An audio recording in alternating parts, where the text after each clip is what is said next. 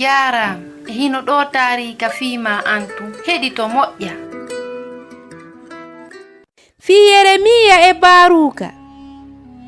Daluye Allah on no nandita e ndaarorgal. Ko laabiiji jelu ndaaritiɗa ka nder ndaarorgal hande. Markusa ndaari ka nder ndaarorgal. O ngalɗi fota. Kono ɗo yo huutor ndiyam e sabunde. O ƴetti ndaarorgal ngal. O piitingal ka leydi.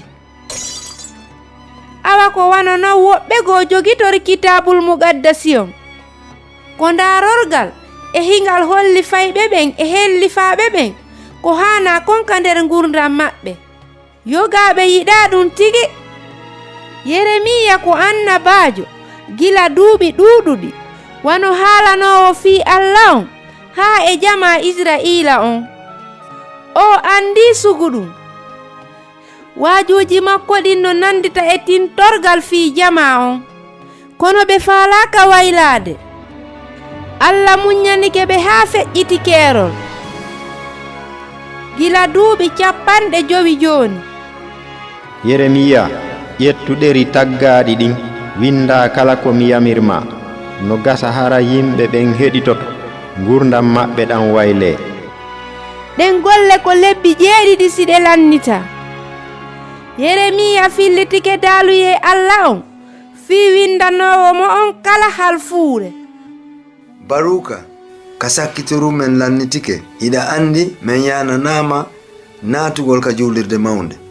Yahu ƴetta defte taggaaɗe ɗen naɓora.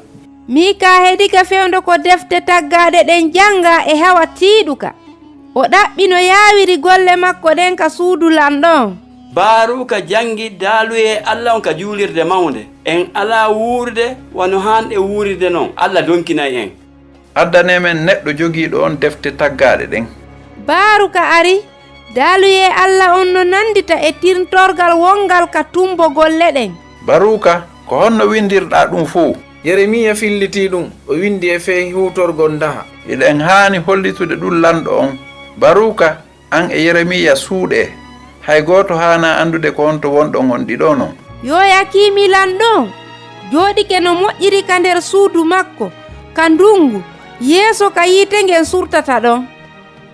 Hari piiji heewɗi ka nder ngurdam maɓɓe feewa, kono ɓe faalano ka heɗitaade Allah. Nde sagara haalaaji ɗin janga woodi janga, o immotono, o ƴetta laɓikin, o taƴita pecce e deftere taggaande nden, o bugoo ka nder yiite. O waɗii ɗum laabiiji heewɗi, haa ko deftere taggaande nden fof lanni sumude. E nder suuɗagol fof windaande wootere pet, giggol allangol no mawni. O newniyo daaluye makko o winde fiimen enen kadi. E hino komi waajotoma kon, jangu kitabul muqaddasi on nyande wo. Accu wayloɗa. Allah no faalayo a heɓu gite moƴƴe. Tentini ka nder ɓernde maɗa. Ko Husainatu wonno e yewtudema. Mi weltanike ma fii ko heɗitiɗa kon. Hiɗen e saayi.